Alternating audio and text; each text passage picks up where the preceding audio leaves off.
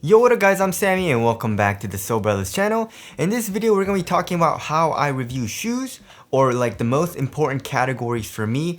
And of course reviews, when I try to review a shoe, I try to be as objective as possible. But most of the time in reviews, especially shoe reviews, performance wise, it's pretty subjective because, you know, whoever's reviewing the shoe is like, you like different things, right? So in this video, we're gonna be talking about how I review shoes and basically what I look for in a basketball shoe. And of course, we have all of the categories. I'm sure you guys know what the categories are.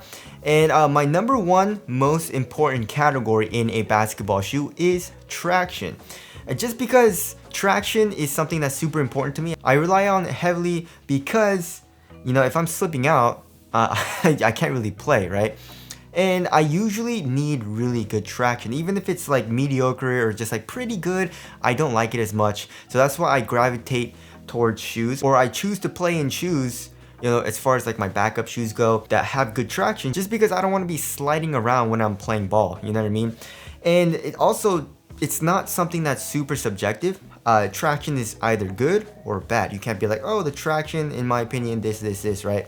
It's just either has a good bite or it doesn't. So for me, my number one pick is traction. And everything else about the shoe can be amazing. The cushion, the fit, support, material, it's lightweight or whatever. And if the traction just isn't good, then I'm not gonna wanna play in it. So that's why traction is my number one. And number two on the list is going to be fit. And fit, of course, is pretty subjective. You know, I actually have some friends that wear shoes like a size and a half larger than they actually are, which is weird. Like one of my friends, I was trying to give him a shoe, right? And he's like, no, your shoes are too small. And I was like, okay, but try it on, right? And then he took off his shoe, and I was like, wait, your feet don't look that much bigger than mine. So we kind of like measured our feet, and his foot was pretty much the same exact size as mine. I was like, why do you wear a size and a half larger? And it's just obviously his preference. He likes a very roomy toe box for some reason. But anyways, for me, I like to have a very snug fit. I like a fit where my toes go right to the edge of the shoe, a very snug fit in the toe box, and width-wise, not a huge deal. You know, there can be a little bit of width. It can be pretty snug. I don't really care. That doesn't matter as much to me as long as it's a pretty snug fit, like on top of my foot. And if a shoe has like a roomy fit, it's just super uncomfortable for me. And also, like when I'm playing ball, like if my foot moves around inside of the shoe just because of like a sloppy or loose fit, then that definitely does bother me, and I don't really want to play in the shoe as much just because of the fit, right? And of course, for some people that might not be a huge deal, or they might actually prefer that, like some of my friends. But for me, I like to have a very snug fit, but also fit can be fixed a little bit, right? You can either double sock, you know, if it's a loose fit, you can either double sock or put another insole on top of the insole. And both of them, I don't really like to do all too much, just because, I don't know, I don't really like the feeling all too much. But of course, there is a solution for that. But to me, also, fit is very, very important, just because if it doesn't fit well, it kind of ruins the shoe for me a little bit. Next up is support or lockdown, and it kind of ties in with fit a little bit. So lockdown, of course, is how locked down you feel into the shoe. And if the fit is a little loose and I feel my foot moving around inside of the shoe while I'm playing, then that definitely means lockdown isn't good. And I have a problem with that because I don't want to be moving around inside of the shoe while I'm playing, just because, you know, you don't feel as responsive when that happens, right? And also, I'm pretty shifty, or I do a lot of lateral movements, I guess, like crossover, step backs. And when I'm doing those types of movements laterally and my foot comes out of the footbed, you know, for lateral containment and support, obviously I don't feel as responsive, and that's not a good thing, right? So if a shoe doesn't have good lateral containment or support, then also I don't really like the shoe. And I feel like a lot of people would agree with me. You know, a support is very, very important, especially lateral containment if you're playing basketball. So support and lockdown, it comes in at number 3. All right, moving on to number 4. I feel like it's just me that likes this category, you know, over some other people. I feel like there's a good amount of people that don't really care about it all too much. But for me personally, I really like to have a smooth heel to toe transition, you know? Like, for example, let's see. I got the Jordan 12s, right? You guys see this?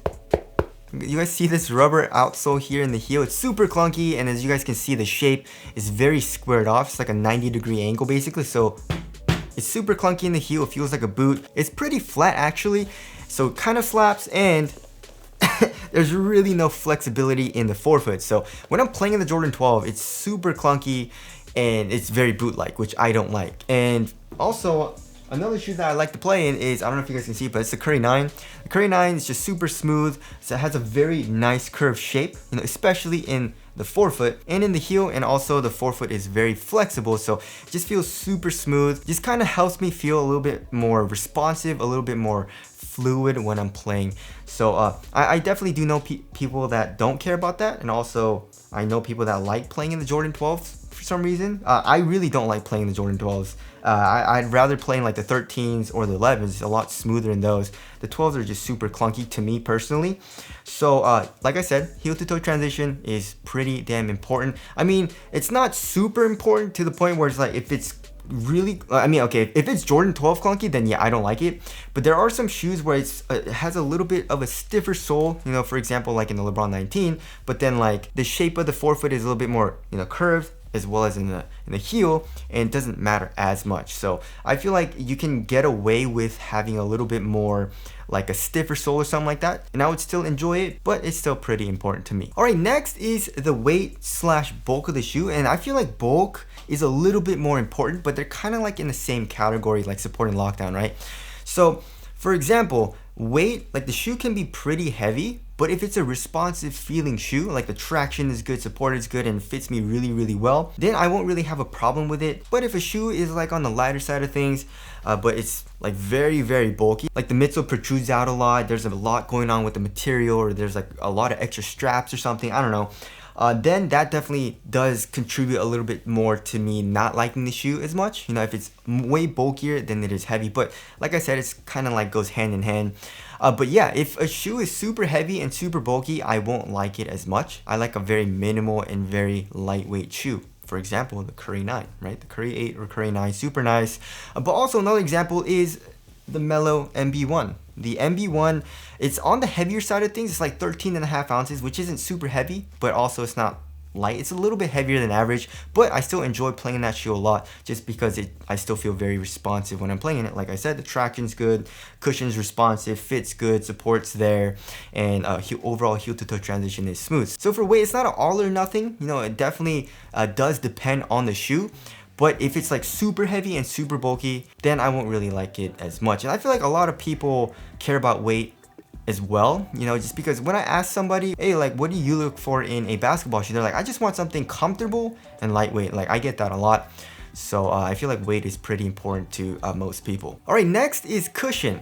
So cushion is not as important to me. It's more just like a cherry on top. So if a shoe has nice cushion, it's just like, ooh, that's very, very nice. But if it doesn't have like crazy nice cushion, you know, but everything else is good, like traction, fit, and all that, then it's not a huge deal to me. Like for example, in like the Giannis Immortality, the foam is very, very thin. I mean, there's a little bit of compression, it's pretty comfortable, but for the most part, it's like a very low to the ground feel. So for example, in the KD14, if it didn't have that full length cushion line and also full length Zoom Strobel unit, I would still like the shoe a lot just because it's a minimal upper, traction's really, really good, support's there and all that, right? And because the KD14 has that nice cushioning setup, the KD14 is one of my favorite shoes to play in. I would say even like all time. So it's more of like a cherry on top. So it's not as important to me, but I definitely do know people that really want a nice cushioning setup. All right, next is materials. So materials is like, I don't really care all too much as long as it's just thin or minimal and it's soft. Like it's not super stiff, it conforms to my foot. And also I want a material that's overall like supportive, you know, and that's it. You know, I don't really care what material it is. It can be a synthetic, it can have fuse on it, it can feel pretty cheap as well. As long as it feels pretty nice on foot and it does all those things that I just mentioned, then I don't really care all too much. In my opinion, materials aren't as important. Of course, if you're paying a lot for a shoe, for example, like in Jordans, and the leather material isn't great quality, or the suede or whatever isn't great quality, then that definitely does suck. But for performance, in my opinion, it's not that big of a deal as long as it feels great on foot. And then next we got ventilation. I mean, I've only had, I feel like one shoe where it was so damn hot that I hated it. But also it was so heavy and bulky that's one reason I hated the shoe as well. And I wouldn't say hate, but I just couldn't play in it. And that was the Why Not 0.1. And yeah, that shoe was really, really hot. But everything else is like, you know, it's, even if it's hot, it's not a huge deal. You can just take off the shoe.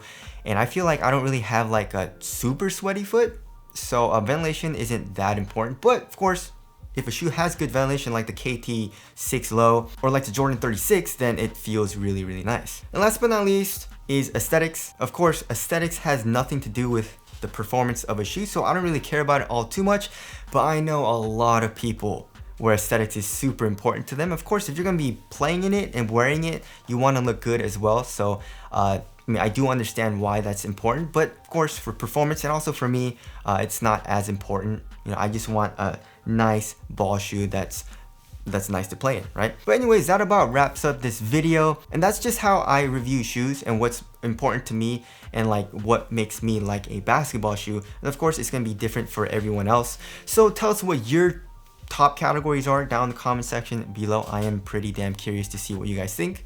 But anyways, that about wraps it up. Thank you guys for watching, and I'll see you guys in the next one.